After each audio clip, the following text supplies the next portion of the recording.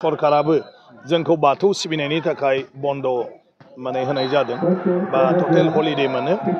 बाथौआ जाहैबाय बर' हारिनि धोरोम आरो बे धोरोमा जाहैबाय मुलुगनि धोरोमफोरनि गेजेराव जि गोजामसिन धोरोमफोर दं बिनि गेजेराव बाथौ धोरोमाबो मोनसे।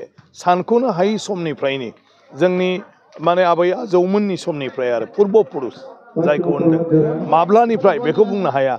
मोनसिं सिं बोरायानो जाहैबाय जोंहा बाथौनि गुरु आरो बे मोनसिं सिं बोराया माब्ला बबे जुगाव माने जोनोम जायामोन बेखौनो दिनै संबिजिरनानै दिहुननो हायाखै। नाथाय जेराव बाथौ बेवहायनो मोनसिं सिं बोरायनि बाथ्रा आरो बेजोंनो बर' समाजनि गासै बाथ्राया माने मा होनो सोनारनानै दंजोबो।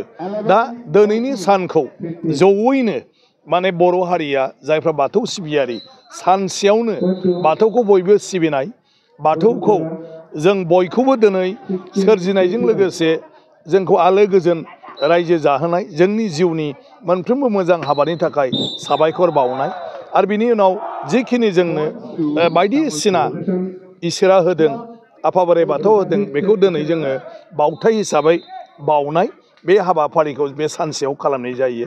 माने बे सानाव जों गासिबो गारजोबनानै आफा बोराइ बाथौखौनो मुं लायो आरो आफा बोराइ बाथौखौनो जोङो सिनथियो।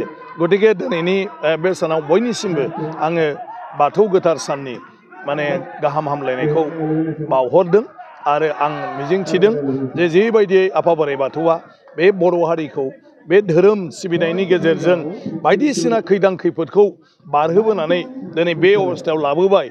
आं सानो फैबाय थानाय समावबो थारैनो जोंखौ अनगोन, थारैनो जोंखौ आशीर्बाद खालामगोन आरो जोंखौ बिदिनो जुग जुगामि बे हारिखौ गावनि सिनायथिखौ लानानै जेब्लायबो गोजोर खालामनानै दोनगोन।